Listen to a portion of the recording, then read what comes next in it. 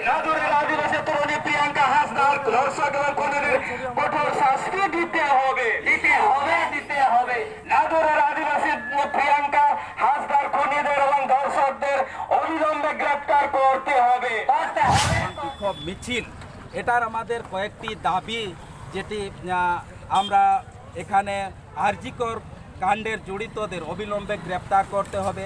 2 হচ্ছে 14ই আগস্ট ঘটনা ঘটেছে পূর্ব বর্ধমানের নাদুর এলাকায়।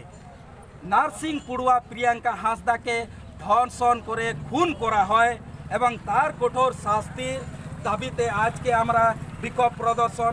তার সাথে সাথে আমরা জঙ্গিপাড়া, যেখানে হুগলি জেলায় মিঠু সোরেন তাকেও ধর্ষণ করা হয়, তার শাস্তির দাবিতে আজকের আমরা বিক্ষোভ মিছিল। এবং ধনিয়াকান্দি ব্লকের যেখানে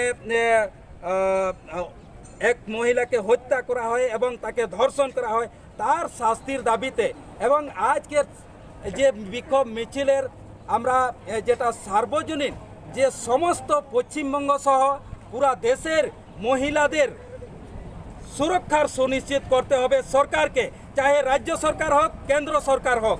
তার সাথে সাথে আমাদের যে আদিবাসী যে মহিলারা ধর্ষণ হচ্ছে এবং খুন হচ্ছে, এই বিষয়টি যাতে বিভিন্ন রাজনৈতিক সামাজিক তারাও যেমন আমাদের এই বিষয়টি তুলে ধরেন, তার সাথে সাথে আমরা এই পৃথিবী কেন আমরা পুরা দেশের সমস্ত মানুষের এবং সমস্ত মহিলাদের সুরক্ষার দাবিতে আজকের আমাদের বলরামপুর তিলকাচক বাজার থেকে এই বাস স্ট্যান্ড পর্যন্ত আমাদের ধিক্কার মিছিল হলো এবং এই সমস্ত দাবি নিয়ে আজকে আমাদের এই ধিক্কার মিছিল আয়োজন করা হয়েছিল।